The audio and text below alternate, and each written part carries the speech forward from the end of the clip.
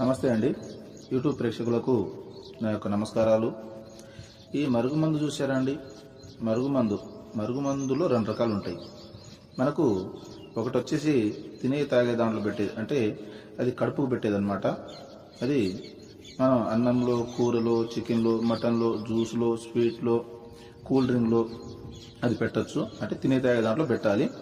అది కడుపుకు పెట్టేది వస్తుంది.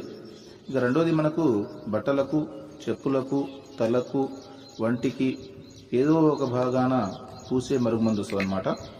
అది లిక్విడ్ వస్తుంది. అది పవర్ఫుల్ లిక్విడ్ అనమాట. అది కొద్దిగా అంటించినా ఇక మనం చెప్పినట్టే వింటారు, మన చెప్పు చేతులు ఉంటారు. అంటే వాళ్ళకు మనం చెప్పింది ఏదమవుతుంది అనమాట. దీంతో పాటు వశీకరణ పూజ కూడా చేస్తానండి. చాలా సంవత్సరాల నుంచి చెడిపోయిన భార్యాభర్తలు కానీ, ప్రేమికులు కానీ, పిల్లలు కానీ, ఎవరైనా కానీ చాలా సంవత్సరాల నుంచి చెడిపోయిన వాళ్ళని పీర్ల ద్వారా, వాళ్ళ ఫోటోల ద్వారా నేను వశీకరణ పూజ చేస్తాను. వశీకరణ పూజ చేసి వాళ్ళని దగ్గర చేస్తాను. నాకు చాలామంది చెప్పారు, గురుగారు వాళ్ళ కాడ వీళ్ళ కాడ